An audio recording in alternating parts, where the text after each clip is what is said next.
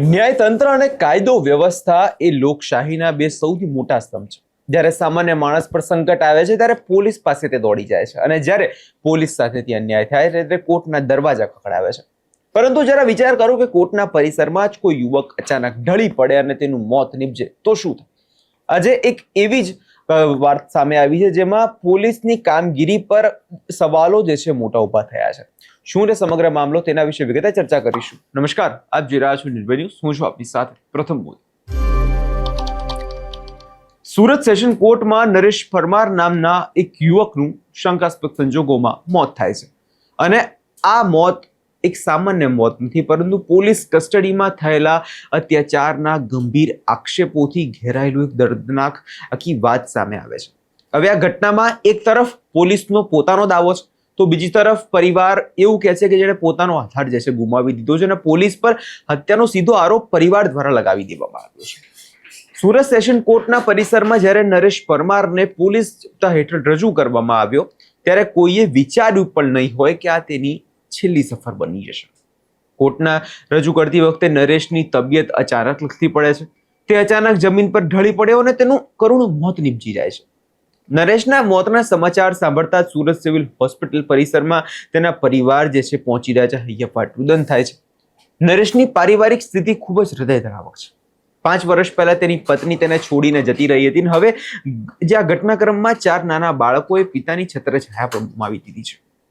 હીરાના કારખાનામાંથી તે નીકળતો કચરો લાવી તેમાંથી ધૂળ ધોઈને માંડ પોતાના પરિવારનું ગુજરાન ચલાવતો, અને આ માસૂમ બાળકોનું ગુજરાન ચલાવતા નરેશે કદાચ આટલી કઠોર સજા લાયક તો નહોતો જ. આ 4 બાળકોમાંથી 3 બાળકો તેના ભાઈ ભાભી પાસે રહેતા, જ્યારે એક બાળક પત્ની પાસે હતું. હવે આ બાળકોનું ભવિષ્ય હવે જોવા જઈએ તો અંધકારમય થઈ ગયું છે. નરેશના મોતના આઘાતના જે આ પરિવાર જે છે તે ખાસ કરીને તેના ભાભી સંગીતાબેન ઉપર ખૂબ પડ્યો છે.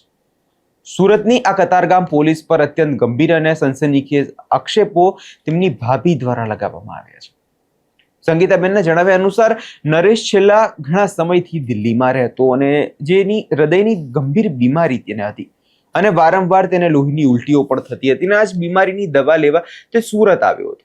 પરિવારનો દાવો એવો છે કે જ્યારે તે બીમારીની હાલતમાં ઘરે ખાટલા પર સૂતો હતો ત્યારે જ કતારગામ પોલીસ ત્યાં ત્રાટકી જાય છે અને તેને પકડી જાય છે.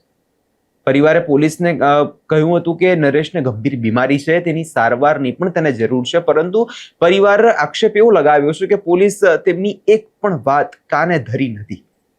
પરિવારનો આક્ષેપ જોવા જઈએ તો અને આક્રોશ ક્યાં આ ધરપકડ સુધી સીમિત નથી. સંગીતાબેને મીડિયા સમક્ષ જે ખુલાસા કર્યા છે તે ઘણા ગંભીર છે. પોલીસ કસ્ટડીમાં નરેશને ઢોર માર મારવામાં આવ્યો છે. તેમણે સ્પષ્ટ જણાવ્યું છે કે પોલીસ નરેશને પકડી જાય છે અને જેના હૃદયના ભાગે બૂટની લાતો મારે છે. એટલું જ નહીં, તેના છાતી પર પગ મૂકીને અમાનવીય અત્યાચાર પણ તેની પર ગુજારવામાં આવ્યો છે. પરિવારનું કહેવું છે કે નરેશને દારૂ અને ચોરીના ખોટા કેસમાં ફસાવી છેલ્લા 3 દિવસથી પોલીસ કસ્ટડીમાં તેને રિમાન્ડ પર રાખવામાં આવ્યો હતો, અને આ 3 દિવસના જે આખા લાંબા પ્રકરણ દરમિયાન તેને પૂરતું ખાવા પીવાનું પણ નહોતું મળતું, અને તેને જે હૃદય રોગની અત્યંત જરૂરી દવાઓ પણ આપવામાં નથી આવતી.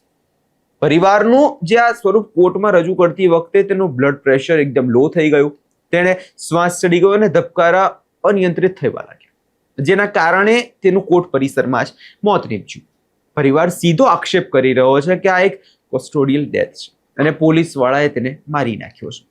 હવે આખા પરિવારમાં જે સભ્યો હતા તેમના ભાભીનું તેમનું નિવેદન સામે આવ્યું છે. તેમના દ્વારા શું કહેવામાં આવ્યું છે એકવાર એ સાંભળી લઈએ. 3 દિવસ સુધી એને રિમાન્ડમાં રાખ્યો. અમે લોકોએ કીધું એને દવા આપી દેવા દો, એને હોસ્પિટલ લઈ જાઓ, તમે એને મારામારી કરો, એની તબિયત બહુ ખરાબ. પણ પોલીસ વાળા માયના જ નહીં, મુલાકાતે ન કરવા દીધા. અમારા સામે એમ જ મારતા હતા. પછી આજે કોર્ટમાં હાજર કરવાના હતા ને, તો કોર્ટમાં પણ એ છડતો નતો કે પેલા મને હોસ્પિટલ લઈ જાઓ, મારી તબિયત બહુ ખરાબ થઈ ગઈ છે. તો બી નો માયના. ત્યાં ડબ્બો આવે ને, ડબ્બાની અંદર બધા 4-5 જણે રોડ ઉપર માર્યો. એ તમારે એનો બધું ચેક બોલો આવે ને વિડીયો, એ બી તમને તા પોલીસ સ્ટેશનમાં મળે. હા, એ બી રોડ નું મળી જશે, કેમ કે તા કતારગામ પોલીસ સ્ટેશન ની સામે જેવું કર્યું છે. આ ડબ્બો આવે ને એમાં અહીંયા કોર્ટમાં હાજર કરવા લાવતા હતા. પછી અહીંયા સિવિલ હોસ્પિટલ કેમ લાવ્યા? હા, એ લોકોને અહીંયા એને છે ને, એટલે અહીંયા એને હાજર થવાનું હતું જજ સામે, એ છૂટવાનું હતું, પણ આ લોકો છૂટવા નતા દેતા. હા, અહીંયા ઉપર જવા નતા દેતા, નીચે પકડીને જ રાખ્યો. એમ કે ટેમ પૂરો થઈ જાય. નામ ના નથી ખબર, પણ એ બધાને અમે ઓળખે છે. એટલા છે ને કતારગામ વાળા બધાને અમે ઓળખે છે. હમણાં જે અહીંયા હોસ્પિટલ સિવિલ હોસ્પિટલ કેમ લાવવામાં આવ્યા? એ ભાઈની મૂર્તિ થઈ ગઈ, તાસ થઈ ગઈ. ક્યાં? હા, કોર્ટમાં. હા, કોર્ટમાં. કોર્ટમાં જ થઈ ગઈ. હા. 3 દિવસ સુધી કતારગામવાળા પોલીસ સ્ટેશન છે ને, એ લોકો 3 દિવસ સુધી એની રિમાન્ડ લેતા હતા. અમે ના પાડતા હતા, બીમાર છે ને વારોમાં છે. એની દવા પણ ના આપવા દેવી અને ધબકારા બંધ કરી નાખ્યા એવા મારા પોલીસવાળાએ. 3 દિવસ સુધી રિમાન્ડ લીધી એની કતારગામ પોલીસવાળાએ. સરકારે પોલીસવાળાને પરમિશન દીધી છે કે કોઈની જાન કાઢી નાખવાની? હે, ગુનો કર્યો હોય તો એને ઓછો મારવાનો. હે, અમે કહેતા કઈ કરવાનો, સજા દેવાની છે ને દવા આપી દો ને મારો માં તોલો કરો. દવા નથી દેવા દીધી અમને. 3 દિવસ સુધી દવા વિના લો છો. 3 દિવસ. હા, હું હારે જ હતી ત્યાં. ઘટના નથી બધી કે હું હારે જ હતી. સંગીતાબેન રમેશભાઈ પરમાર. કોણ એનું થાય હવે? એના છોકરાનું કોઈ નહીં હવે.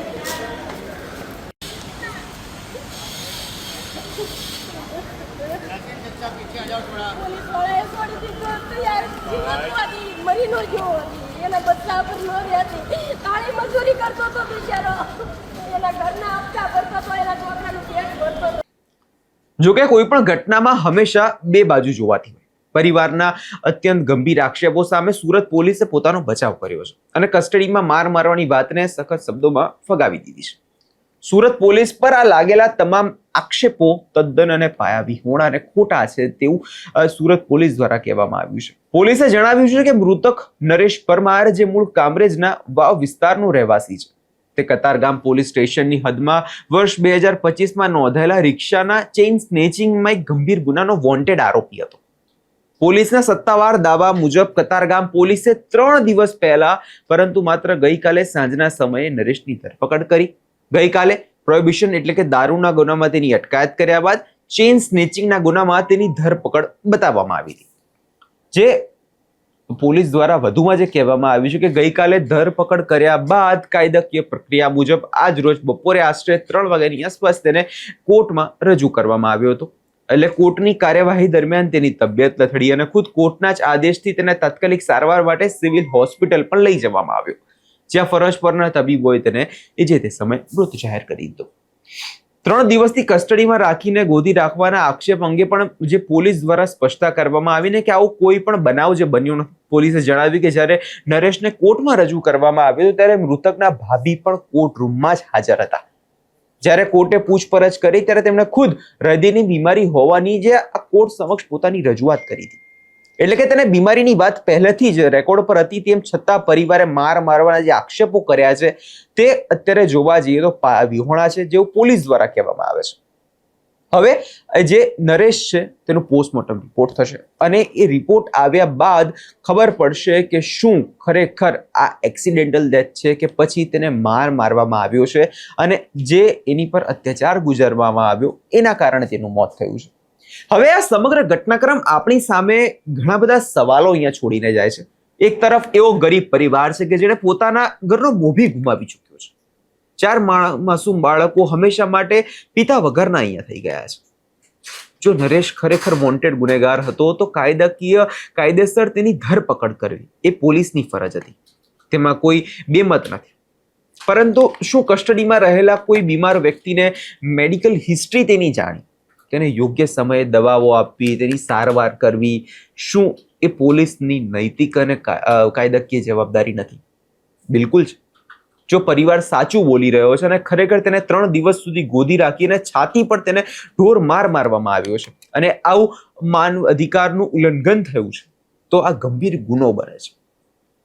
કસ્ટોડિયલ ડેથના કિસ્સાઓ અગાઉ પણ પોલીસ તંત્રની છબી પર ઘણા મોટા ડાઘ લગાવી ચૂક્યા છે અને જો પોલીસ સાચી છે તો પછી પેનલ પોસ્ટમોર્ટમ રિપોર્ટમાં સ્પષ્ટ થઈ જશે કે મોતનું સાચું કારણ શું છે. શરીર પરના ઈજાઓ અને આ જે નિશાનીઓ છે તે આગામી સમયમાં ઘણા બધા પુરાવો બની શકે છે. આપણે એક લોકશાહી દેશમાં જીવીએ છીએ જ્યાં કાયદો જ હંમેશા સર્વોપરી હોય છે. ગુનેગારને સજા આપવાનું કામ ન્યાયપાલિકાનું છે. પોલીસની કામગીરીની તપાસ કરી આરોપી અદાલત સુધી સુરક્ષિત પહોંચાડવાનું છે. હાલ તો ઉમરા પોલીસે આ મામલે તપાસ હાથ ધરી છે. હવે જોવાનું આગામી દિવસમાં એ રહેશે કે આ કેસમાં પોલીસ પોતાના ખાતાના લોકો સામે કેટલી નિષ્પક્ષ અને તટસ્થ તપાસ કરે છે આ નરેશના જે પરિવારો છે તેને ન્યાય મળે છે કે નહીં? આ વિષયમાં તમારો શું અભિપ્રાય છે? કમેન્ટ બોક્સમાં ચોક્કસથી જણાવજો અને મારી ચેનલ નિર્ભય ન્યૂઝને લાઇક, શેર અને સબસ્ક્રાઇબ કરવાનું ભૂલશો નહીં.